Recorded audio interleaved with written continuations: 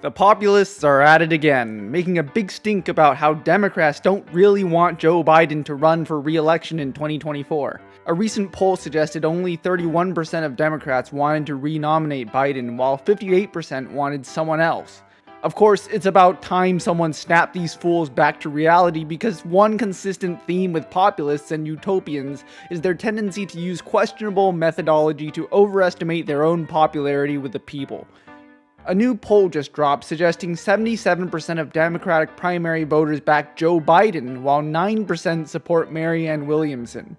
You see, just because people don't want Biden doesn't mean they support someone else, much less someone progressives would like. It doesn't matter that voters overwhelmingly support economic policies championed by the left, because voters are stupid and policy barely ever matters. The popular perception in America is that Biden is too liberal, so if anything, Democratic voters would want a more conservative nominee to appear more moderate.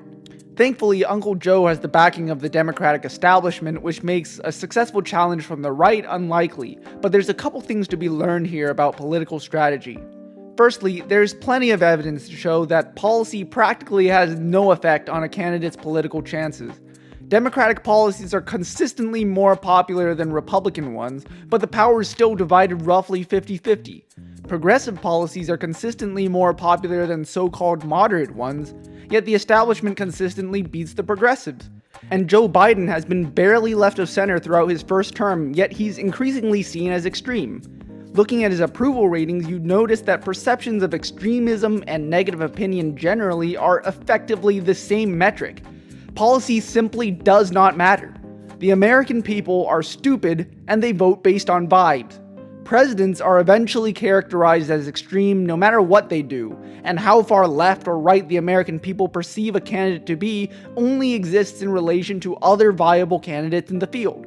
What this tells us is Democrats should be nominating candidates with a moderate image but more progressive policy stances.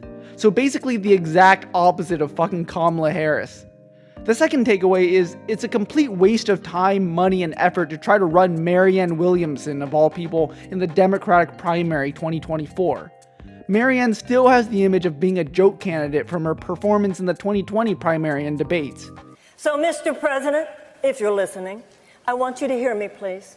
You have harnessed fear for political purposes, and only love can cast that out. So sir, I have a feeling you know what you're doing. I'm going to harness love for political purposes. I will meet you on that field, and sir, love will win. Those who did Google Williamson found some interesting stuff. For instance, Williamson has controversial views on vaccines, calling them Orwellian.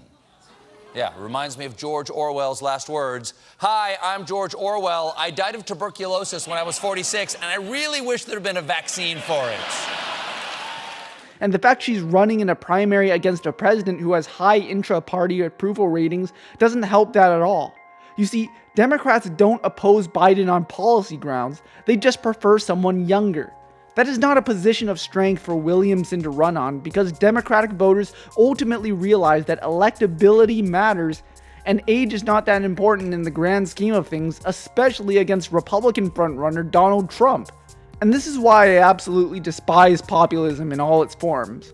The worst forms of populism you get are Trumpian messaging combined with awful policy, or the sort of amorphous shape-shifting conspiratorial populism that inevitably leads to third position politics.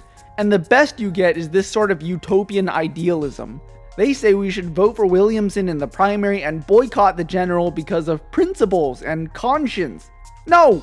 Fuck your conscience! Do you think the establishment really feels threatened by Marianne Williamson, of all people? Have you ever heard of the term controlled opposition? Williamson is unwittingly serving as the progressive straw man. Once she gets absolutely crushed in the primary, the establishment can spin it into a narrative that the policies she champions are unpopular, and that progressives are extremists who can never be satisfied. The populist left would be seen as detrimental to anti-fascist solidarity, and that narrative would become correct. I repeat, if you take a doomed Williamson campaign seriously, put all your eggs into that basket, and fail miserably like we all know she will, the establishment will only grow stronger. There is a reason the Congressional Progressive Caucus and even Bernie Sanders have decided to support Biden. It's not because they sold out or betrayed the American people. It's because they're smarter than you. They're politicians. Winning is literally their job. A fractured left has no chance against a unified establishment. Don't make yourself look insane, because if Democrats think they won't ever earn your vote, they won't even try. Am I saying you have to vote for Joe Biden in the Democratic primary to nip the Williamson campaign in the bud? No, in fact, there's a more useful place to put your vote.